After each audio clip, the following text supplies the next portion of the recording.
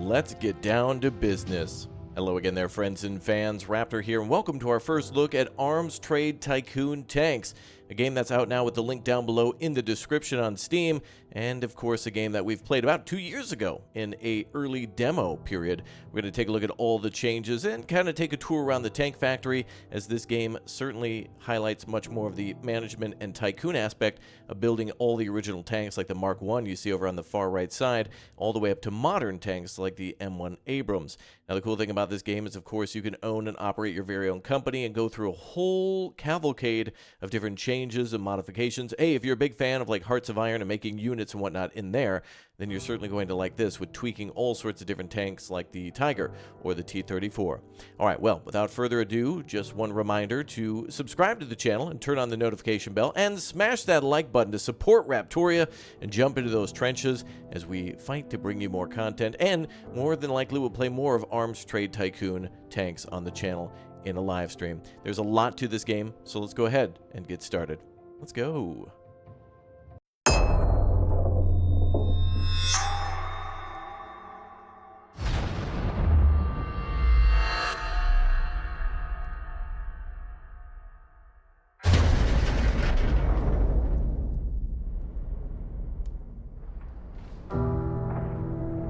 Tanks. We have played tanks in the arcade, simulators, strategy, and even RPG. But have you ever wondered how it would feel to actually create one? Do you want to start from the very blueprints?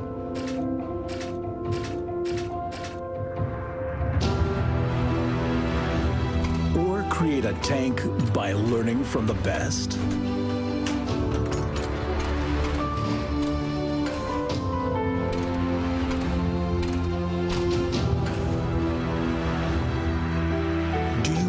To learn how to handle a full production cycle?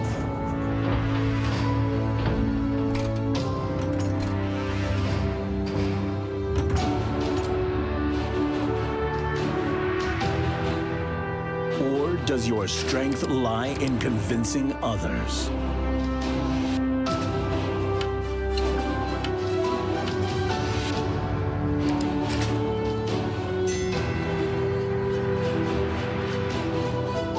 Challenge will match your skills.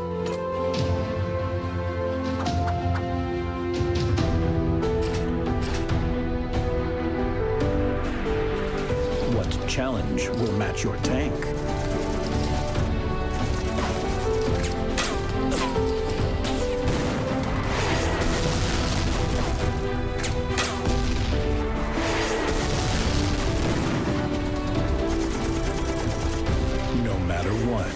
Soon, it is time to test yourself in Arms Trade Tycoon.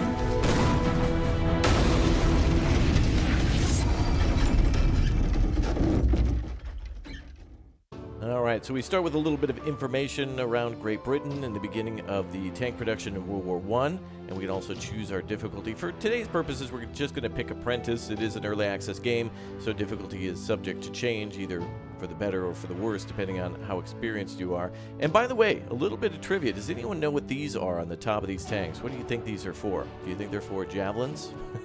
You let me know down below in the comments section. I'd be curious to know if you know. Love that loading screen. Certainly giving me good vibes. Interesting to see all three tanks together too, by the way. All right, now it is time to pick the name of our company and our name. So, of course, I'll put in my name, Raptor, and then our company name, I think we'll go with Raptor Tank Co. The Raptor Tank Company. Cool. All right, let's take a look around. Oh, and a little note from the devs on this being an early access version, that there's a roadmap and many more things to come and things that will change between now and full release. Cool. World news. Tank Corps formed. Acknowledging the importance of tanks, the High Command has decided to separate all future tank regiments from the Machine Gun Corps and assign them to a dedicated military branch with the official name of Tank Corps. Currently, there's one tank regiment under formation, and you can expect a new tank contract to be announced soon enough. All right, very good. So, a little bit of a tour around the game because there is a lot, and I think this is the most interesting aspect of it is that, yeah, it's a Tycoon game, so there's certainly a lot of things to do in order to initiate the production of tanks. Things like ordering materials, doing testing, and even doing things at the proving grounds so we can actually, like, test drive the tanks and have them blow stuff up, which is pretty cool. Each of the buildings here is kind of like fully detailed, so if we click on any of them, we can see what vehicles we have in store and or details about them, hire administrators, etc., etc. So each building is kind of its own department that has a whole management system within it. So each building is kind of different. So obviously the proving ground's a little different than the museum here, and then we can kind of click between the two and kind of change those things up. Now the main and most important thing here is probably the production hall. This is where we're going to build all of the tanks that we design, and once we design them, we'll ship them out to the front, and they use all sorts of different things that you see on the right side there. So different things that we can provide and upgrade, and yeah, there's just tons of stuff to this one. We've got a lot of things to cover, as well as achievement points and our money, where we can easily go bankrupt without even knowing it. I mean, you could set yourself up for failure long ago with your production process, so it's very important to make sure that you've ordered the right amount of materials, but not too much. Things like iron and medium carbon steel. We've also got rubber that we need to purchase, high carbon steel, glass, and even rare metals as well. We have ceramic parts, plastic, and composite, which some of these might not be relevant until a little bit later, or will just be way too expensive to mass produce at the time being. Well, first things first, then we'll stop over at the little research bureau. And by the way, before we go through everything, we'll just go through all the buildings on the screen. We have the test drive building, which allows us to basically test our vehicles and make sure that they're functioning by driving around in the proving grounds, which will put them through a little bit more punishment with, like things you would do, like firing and having the crews actually test things out and push the vehicle to its limits. We have the museum, which will let us take a look at all the vehicles that we've produced. We have our administration building, which is kind of the headquarters for everything. We zoom in on it, we can kind of see more that we can do, adding more offices to it as well. So we can do things like medical stations and heavy vehicle stations, and get everybody kind of safety for the factory, stuff for the factory, and of course for the front lines too, to prepare things for the front lines, I should say. All right, we've also got our research bureau, which again is the most important thing here to kind of unlock new stuff for us. And we also have to do, of course, the different tiers of research, so we can do multiple things at once, and we can hire multiple employees too. And then we've got all these things here. So each building, again, kind of the same system, but a whole different department. There's our engineering bureau as well that will continuously design stuff. Essentially, think of it like that meme with the, when they show like the architect or there's the architect, the structural engineer, and then the customer, or how things truly come out.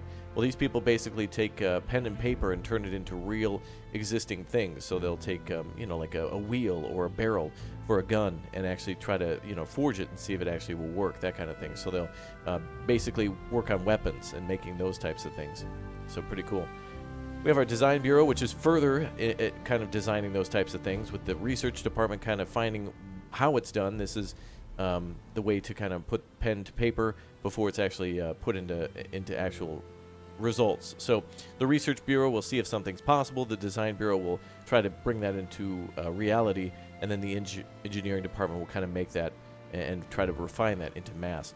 We have a warehouse too, pretty self-explanatory. That's where all of our materials will go. So things will come in like via railroad. You actually see these trains up here where they'll bring things in via supply chains that way. You'll actually see tons of railways across the whole factory, so supplies will be certainly important during our ongoing operation. We can click on the world and we can actually see how things are right now. Remember, it's 1914, so things like the German Empire, France, Belgium, etc., and the alliances of World War II or World War I are here, including, I don't trust them, the Swiss. They could act at any moment. They might join any side at any moment, so you got to keep an eye on them.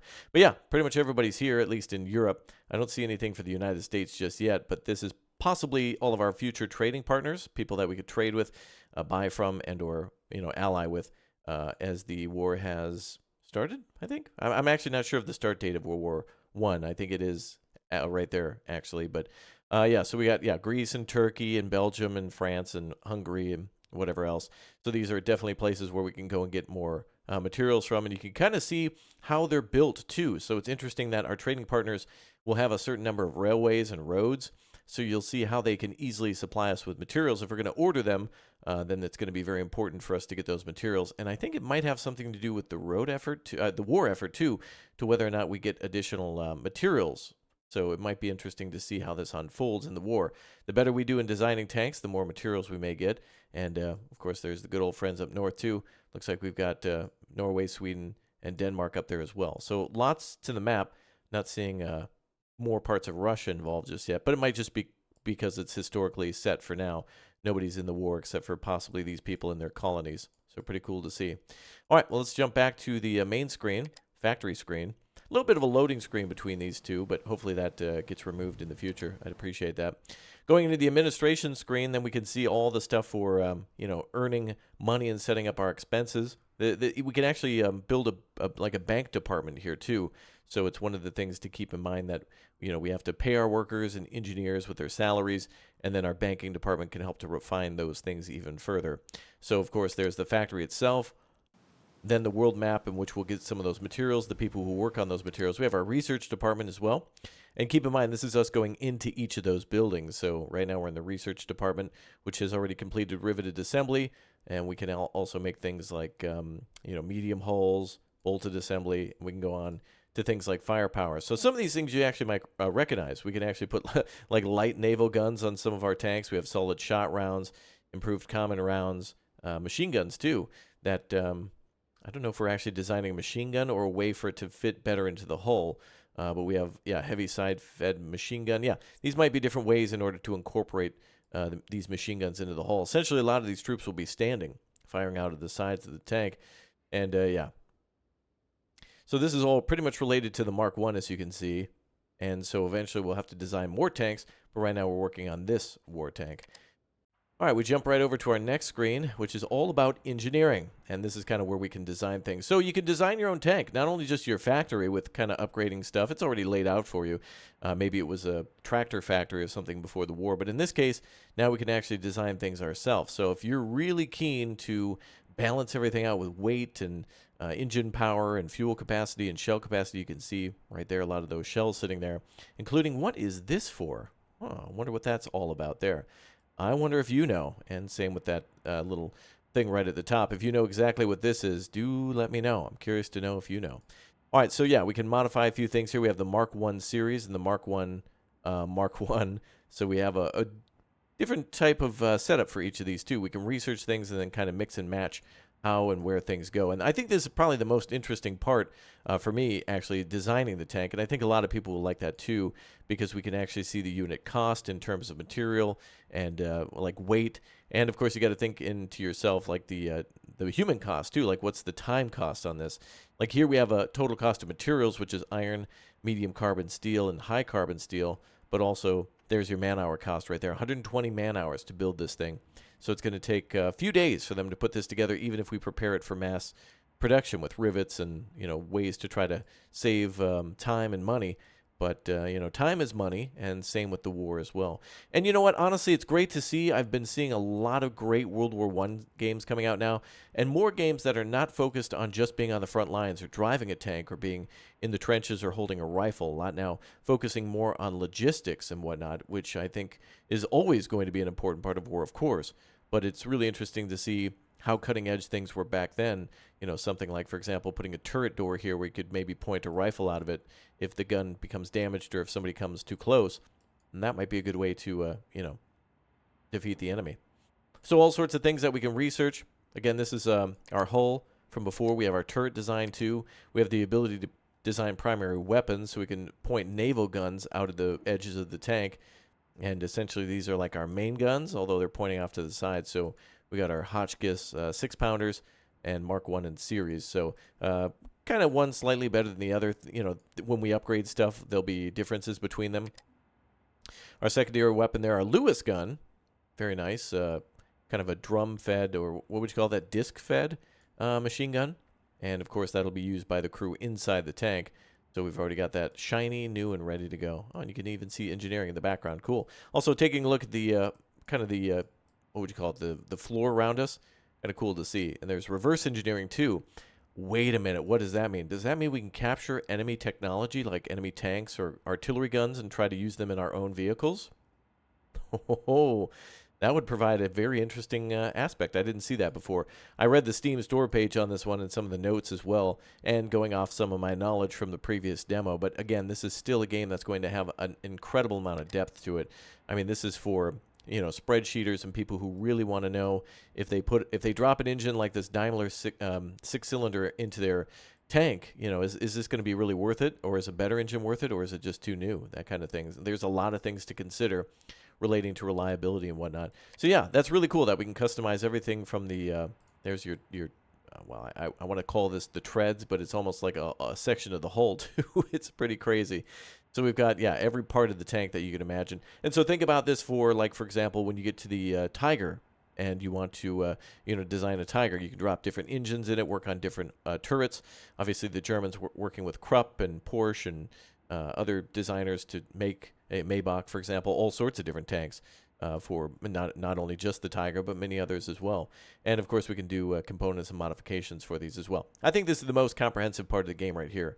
And there's our reverse engineering. There's no rival tanks available. But, damn it, it looks like we could be able to do the same thing. So I hope if we capture a German tank or whomever else in the future, we can actually break it down, take it all apart, and see how it works and use it to improve our own, or capture their tanks and use them against them. Us. Yeah, we want to use their tanks against our tanks and their tanks against them. That kind of thing. All right, what do we have here? We have a ability to design components, so we can kind of make our own stuff from scratch, I'm thinking here. And, yeah, we can create a design all from scratch. There you go.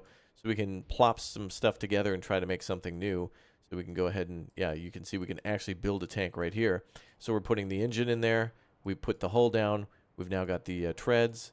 We've got the hull pieces on, or turret if we want to. And then we've got the guns, which we can pop into that. Oh, we got to do the port and starboard side. I don't know what you would... Do they use port and starboard? I guess you could say left and right side, but honestly, this early in the war and with them using naval guns, I would not be surprised if they referred to armored vehicles as port and starboard. I wouldn't be surprised. That would be an interesting thing to know. But, yep, there we go, dropping the naval guns in there. And essentially, we're just kind of constructing our first tank and adding machine gun to the front, too. So, yeah, and the most interesting part about this was actually if we can take these off. I want to see if we can do this. Oh, we can also, yeah, we can save the tank and name it, too. Let me go ahead and just save this one real quick as a design. I want to create a new one and just showcase how interesting it is to see the engine dropped in there. Like, look at this thing. That is crazy. The six-cylinder engine is basically right in the middle of the tank, almost towards the front. And then it's got what looks to be a drive shaft going to a wheel that will roll those treads forward like that. Yeah, actually it looks like the drive wheel is here. I have no idea how this is designed, but I'm absolutely fascinated at how they even tried to come up with stuff like this before. This is like amazing because they had to make literally like a rolling barn and put a couple of guns on it. The turrets are certainly overkill. I think a machine gun would be more effective, but yeah, there you go. These may shoot HE rounds, but that could be something we get into a little bit later. But yeah, there you go. Do you want to save this? Production is new. I do not. But we got our other design saved. So now this is something that we can put out onto the design floor, and we can start putting our tanks into mass production eventually. You can see all the engines and stuff in the background. And yeah, pretty nice to see all the beautiful sun coming through the windows. Oh, isn't that pretty? Yeah, so there's all of our materials at the bottom that we have to work with. Of course, we have our iron and rubber, composite, plastic, etc. I think also later in the game, the factories will change their appearance too, so I don't think we're going to be making M1 Abrams in a factory that looks like this. It'll probably be modernized a little bit, but it'll be really curious. I'll be curious to see exactly how things change, not only for vehicle design, but maybe the departments too, although some of the basics will always be there, like, trial by fire, the proving grounds and whatnot. Okay, so here we have our Mark 1 series, which we can go ahead and take a look in, order parts for. So this is kind of like our selected tank design. What do they call this part? The warehouse, right? So this will tell us what we've got in the store and how many we can make from those. So if we want to take a look at, yeah, you can see where we can order rubber. Like Oceania would probably be good for rubber. We've got some materials from Europe. Asia would probably also be good for rubber. The Middle East, the Americas, and Africa and North America too. And we can also sell things if we have too much. We do start with some things. You can see on the left side, but we also have the chance to order. So that's going to be probably a very difficult thing for me to get down, is if we're going to make a tank, how much does it cost? And if you do it times 10, how is that going to be enough tanks? Do we want more or less? And how much is that going to cost both in time and money? That's something to consider too. There's our stored tanks as well. Looks like we've got, I don't know if those are like blueprints or whatnot, but that's certainly something to consider too, is what we exactly need to, oh, and here's some other logistics companies too. How many we're going to need to be able to keep with our contracts. Now, those loading screens look promising. I mean, it's really nice to be able to see tanks other than the ones I mentioned, like the basic Pattons and the T-34s. It looked like there was some French tanks in there as well. And the French get pretty crazy with their tanks. They're very interesting designs, almost more like fancy armored cars, or really more being QRF, or quick reaction forces. And I don't know everything about them, but I do know French tanks are certainly much more maneuverable, and they're kind of like glass cannons. Every nation, of course, having a different doctrine when it comes to tanks. Some trying to be more nimble and light for reconnaissance. Some trying to be more, like big damage, like the Germans trying to really, and the Soviets too, trying to make a super tank, essentially. Heavy tanks and super heavy tanks. And the Americans going for maybe more medium tanks, but also heavy tanks as well. Everyone trying to get a mass-produced unit in there. Here's our Proving Grounds Tier 1, so this is where we can actually start driving tanks around and putting them... Oh, there you go. You see some of the Mark 1s that we're making right there. So we can actually see some of the tanks rolling around. So when we get to the point of making Panzer IIIs, or maybe even... I don't know if we'll get a chance to make armored personnel carriers or self-propelled guns. Tanks are... The word tank is pretty vague, and it could include pretty much anything that's armored. I think we all would accept it as being a vehicle with 2 treads, a hull, and a big old gun on it. Whether or not it's got a turret is, I guess anybody's choice. You could call that a self-propelled gun that way. But, we could go into the arguments all day. But when people say tank, you just think armored vehicle that's kind of meant for warfare on the front lines versus a, like a SWAT van or something like that. But pretty cool to see that thing rolling around in the Proving Grounds. And then we have our test drive as well, so we can go ahead and go to our range and start. I think, actually, we might be able to maybe design more ranges, maybe more testing grounds. Not entirely sure, but this has something to do with prestige and money, but it might be a cost for us to do it each time, to test a vehicle out and to get a full report on it. Pretty cool. Now, if you're lost like I usually am, the manual is here with all sorts of instructions, and I've gone through a lot of this too to try to simplify a lot of what we're seeing here, but there is a lot more information on the factory grounds, which explains about how to build, what your buildings are capable of, and how to upgrade them, as well as how to hire administration and employees for each of those buildings too. There's the world map that we covered as well, with different military campaigns going on and different government types too, and their political and economic status, and who we can trade with in order to try to import or possibly even sell things to them too. There's the research lab we went over before, remember, in the research bureau, where we could research different types of hulls and parts within the tank that might improve performance, hopefully. You never know. We also have our engineering bureau, which we showcased for the building of a tank, and it kind of goes over everything that's relating to each of the parts, so the tracks and the treads, the turrets, and even the hull as well. And as the game is still under development, I really like the developers focusing more on World War I and the origins of a tank, and so there's going to be a lot of unusual things that are just completely unused and not relevant in modern tank design, such as that weird cage on top and that wheel in the backside. I wonder what those are. But of course, there's many different designs to come along, and then they kind of become more uniform, even though they're different nations. There's, we don't have dual turreted tanks. You usually just see one barrel on a tank, unless you're talking about like an SPG that is an AA gun, basically. And there's also usually, a centered turret and not an off-centered turret. In fact, I recently saw some images of the Leopard 2 being designed, like long ago. Maybe it was the Leopard 1, but I think it was the 2, and it had an off-centered turret, and it's like, wow, that creates so many more problems than it does solutions. Off-centered barrel, so thus an unbalanced turret, and an auto-loading system, which makes you go, I don't know. The Germans are pretty crafty with their mechanics, but, those things always have a chance to fail, but so does, a crew as well. Anyway, so that's a lot of the stuff that we did in the engineering bureau. We have our design bureau too. Remember, that's where we design some of the components and put them all together. Well, we, of course, engineer things and design them here and then put them together at the design bureau. It's kind of more like the assembly. And then there's the mass assembly too at the production hall, which we'll get into. But there's where we put all of our tank together and take a look at this kind of the specifics and the statistics of it. So after you go through all the steps of unlocking stuff, designing it, putting it together, then you can see how much it's going to be to produce in terms of time and also money, which is really important. But more importantly is the materials, and if you'll have enough in time for each of the tank productions. And that's going to get crazy when you have multiple production lines making tanks. You know, it might be 120 hours per tank, but then once you've got 2 assembly lines up, you're thinking to yourself, okay, I got to double all these, you know, like the materials that will be used per day is going to double. So I might, oh, look at that paint job. I might need to actually buy more materials, and I might not have enough in hand. And then if you can get those materials, or if not, you'll have to change your designs. If suddenly there's a shortage of rubber, you might need to change something out for steel or metal or something, or not use it at all, which is really terrifying, but so is war. So there's the production hall then. That's exactly what we're going to be doing in just a little bit, is trying to get all these tanks mass produced. And you know, they're going to take all that, as which we mentioned, the cost of the machinery, and try to put it all through there. So man hours, resources, money, those are the main things that they kind of keep trying to reiterate to us, and that we all know. You know, those types of things will take time, as well as paying our employees too. So you got to take that cost into account, as well as a few other things. So there's our administration building where we can take out a loan. You'd think, by the way, that we could probably just take out an endless amount of money because we're trying to win the war, but of course there are rules and laws. Nobody wants to, you know, use embezzlement during a war like that. Like, nobody wants to see that. So there's probably careful control of money, especially during wartime.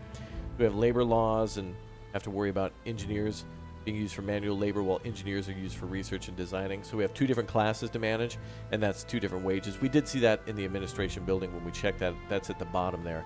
So we have to worry about, do we have enough workers? Are we paying them enough? How's morale? You know, things like bonuses and that kind of thing. So pretty cool to actually be able to manage the employees too, and not just have work magically be done. There's, you know, human effort being put in here. And it'll be interesting to see automation later on. Of course, we start with things like, you know, the assembly line and maybe conveyor belts for certain parts, but then eventually we get on to things like robots and, you know, kind of like more mechanical machinery that like just bends iron and does things like, you know, constant presses and things like that. So here's our warehouse. This is probably, honestly, the most boring of all the rooms, but is the most important. Like I keep saying that the design room is my favorite for putting things together, but you can't do anything without the materials to do it. So the warehouse, in combination with the administration of like taking out loans and buying the materials, those 2 go directly hand in hand. And there is no war without materials. So that's going to be your main concern there. And then our test range. So that's actually cool. We can actually design a tank and drive it. So right there, that video is what we'll get once we pump out our first tank. And interestingly enough, did they put a... Oh, they did put guns on both sides. So we can actually drive it around and give it a different, you know, adding different components might change the weight of the tank or its handling. And you can see it actually going over obstacles there. So we have ourselves a vehicle that can, you know, traverse trenches and rough land, and also obstacles like wooden barriers, and possibly get through barbed wire and whatnot. So pretty cool that we can manage that. And I see all the things at the bottom, like the, looks like the main guns and the machine gun too. So we should be able to fire those off. Fuel over on the right side, so you can even see fuel consumption and speedometer and tachometer probably, as well as a couple other things. Maybe battery power? Be interesting to see. Oh, and there they go, firing off their machine gun too. That is pretty cool, the fact that we're actually able to do that. And then we can test mobility and firepower. So that's the 2 major things there. And then tank contracts, which we're waiting to get. So as soon as we get some from you know, HQ or our home country, that's when we can start making tanks, which we probably will have already some ready for us, and that's what we can get to order or fulfill the order and get ready with the competition. So there's going to be competitors who are going to try to offer a competitive rate at a lower price and lower time. That's obviously what the government probably wants, but also quantity and quality are 2 different things, so keep that in mind as you're going to need to worry about your success score. You can make the best tank ever, but if it's too expensive, they're not going to really care too much about it. There's also something here on conflicts and war, but we can't read that at the moment, so there's that. So cool. All right, so we got all that under our belt now. Certainly a lot to cover, but very important for us to cover as well. And then we've got news, so that's the only thing there about the tank crews at the start that we saw. And there's our contract center, so view available contracts. We have none at the moment, so we're just waiting for some to come in. But can we start a test drive of tank? No. But we could try to get some produced. So let's go back to the production hall. Oh, look at that. Oh, did you see that tank with the TV on it too? Yeah, it's supposed to distract the enemy with MTV. It was meant for the for the Iron Curtain, of course, to showcase MTV. It would distract the communist mind, and they would be completely ineffective in battle. Super good tank design. Anyway, let's go back to not this screen, but the I think the next one or the one before it. Reverse engineering. There it is. Designing. Okay, so we want to take our tank here, the Mark 1 that we saved. Or we did save a design. It should be in our records somewhere. We want to start going to mass production. So tank storage, resources. There we are. Production. Back to this screen. God, that load screen looks really nice. Okay, so now we want to start producing tanks, right? So we got, what, 240 staff, and it's going to take 120 man-hours or whatnot. So let's see. Oh, we got crew performance, mobility, protection, firepower. That gives us even more information here. I think that should be something that I'd expect to see under the mass transit section. Not mass transit, but the design section, and not mass production. That's what I mean. Okay, what else? We got HQ reports, no military campaign. So the war hasn't begun yet. We're kind of just settling in. We're just... nice, fun little tank factory. War is coming. Government's probably told us to be ready, but for now we don't know nothing. We're just trying to be all cool and chill, right? Okay. All right, let's go back to our was our manual. Where is it? There we go. All right, we want to start producing things. So in the production hall, you can see tanks designs that you've finished engineering. Their calculated overall cost and the estimated amount of time to make them. Make the number of required tanks. Okay, so we'll have to wait until we get an order. At the very bottom, you can see the machinery bonuses you benefit from. Some components gain machinery bonuses from the production hall having the appropriate auxiliary facility. Oh, so that's what those are for, to add extra bonuses to the tanks, and or maybe their crew's performance or whatnot by giving them better equipment that doesn't restrict them. Be sure to check which facility you benefit from so you can plan your production accordingly, and make sure that you can use and check all the tank statistics as well as their overall costs. So that's set in the man hours resources tab, and then of course with the production of money. Very interesting. Very interesting indeed, all that stuff. Okay, let's go ahead and go back to our design bureau. And then let's make sure we've saved a design here. We can actually clone that if we want to. This is a draft, but we should be able to put this on paper now. So let's create a design for it, and then we'll pop that together. And this is completed now, and this is what we've done before. So can we assign somebody to work on that? Please fill sockets for components. Okay. So I thought we had this done. Plop the engine in there, tracks, both the turrets and the machine gun. Or not. We can also not put a machine gun in there if we want to. Before finishing the design, ensure that at least half the crew requirements are met in order to make the tank operational at the bare minimum. Okay, so now we can select crew members here. Ah, okay. So we can select who goes into this tank. So we want a commander, probably 3 gunners. We probably want 3 gunners. Oh, we can actually do loader and gunner. Okay, so we probably don't want too many people in here, but we certainly do want a few people in here. So let's do loader gunner. Actually, we want a driver too. So the commander, gunner, driver, and then we want loader gunner, loader gunner, loader gunner, 2 guns, and then the machine gun too. And maybe the driver can shoot as well.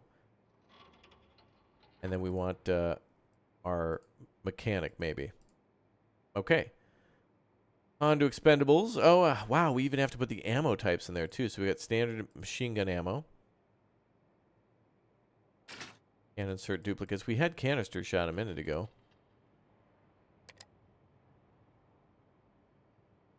Oh, we did standard ammo. Petrol.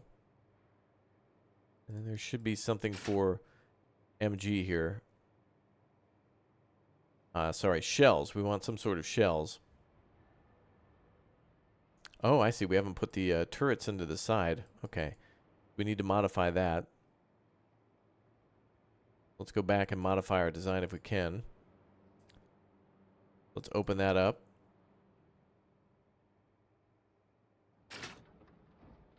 And put a turret on there. I thought we actually put a turret in here. There we go. So a turret with our gun. We can also do an armored seal on that, but we're good. Wow, so we can put a gun on one side. So a gun on that side, a gun on this side, and then our machine gun up front. Okay, that should be better. And our selected crew does expand a little bit, but I think we might be okay with, what, 6 men? Then we're going to go ahead and go with canister shot or HE shells. We can't have multiples. Okay. So they're going to have to share those. We need fuel, machine gun ammo, and HE rounds. And then we can paint it too. Oh, damn. We can actually paint the tank. Ooh. Camouflage 2, 3. I feel like some of these are World War II. These are definitely, I think these are definitely German camo right here. This one for sure. Maybe that one. I think this one as well. Ew. I think we'll just go with the default. Because, you know, that was good. They didn't really do any experimentation on that. Okay. Now, what other operational things are there? Well, we need 4 drivers? What? No, wait a minute. That can't be right. What are these numbers here? Let's see. 4 out of 5. I think this means maybe the number of skilled, like what the skill is. Let's see. Loader.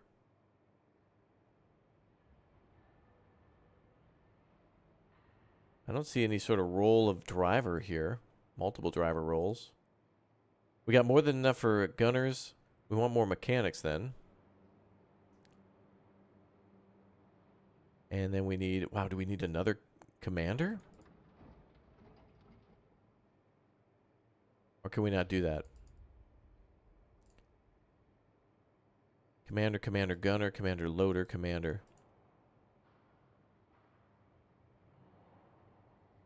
Oh, would you look at that? He still has the same number of commander points. Okay.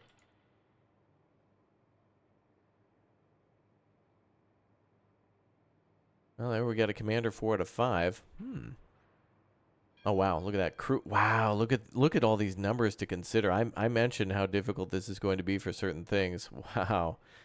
Not difficult, but more just time consuming to figure out what's going to go where. That's crazy. So we want more on the driver's side, but I guess we'll just make this guy a pure driver. There we go. Now that should be bare minimums, I think. Okay, cool. We're still getting the hang of things, but you know, I got the basics, I think. So there's our Mark 1, and we've got 35 days left in the production. It's going to take a while, that's for sure. Oh, we can switch the camera angle too. So then it'll take 35 days to produce that. I'm not sure. We've assigned some people to design this. I think we have to design one and then we can mass produce it. But we'll go back to our main menu. No current military campaigns. Oh, there we go. We've assigned the tank to it. Okay, so we have to assign one tank to line 1, 30 out of 30. So now we should be able to go to the production line, correct? Unless it's produced here in the different department. Wow, we can assign 300 people working on this line. That's crazy. So we can get way more people than what we've seen before. So we can upgrade and get more people at the factory. Currently no rival tanks available, of course. And I guess our tank production has begun. And then we can drive it over at the proving grounds once it's finished. So, yeah, we'll bring it here. Where's that design bureau? Engineering. And then design. So 35 days left on our Big O tank. Kind of already pre-designed for us, but that's like kind of the way it's going to be with it being the basic tanks. You know what I mean? Let me go back to our main view. There we go. That's what I was looking for. Very nice. Okay, so with all that in consideration, that was just, you know, like almost 35 minutes of just, hey, here's what we're going to do. Here's how to do things. Now, we're already going to start designing things at the Design Bureau. Again, remember, we engineer things here, we design them there, and then send them for mass transit. And then all these other things are kind of supporting the production of the tanks, which is amazing. Really cool stuff. Well, good to be back in business in Arms Trade Tycoon tanks. If you guys enjoyed this one, again, remember to check it out with the link down below in the description. And I'd love to do a full series on this one. Seriously getting started after we know all the things to do and how to do them, with a lot more to learn by doing them. All right, well, I'll see you all next time. Thank you very much for watching. Have a good one. And thanks again for stopping by.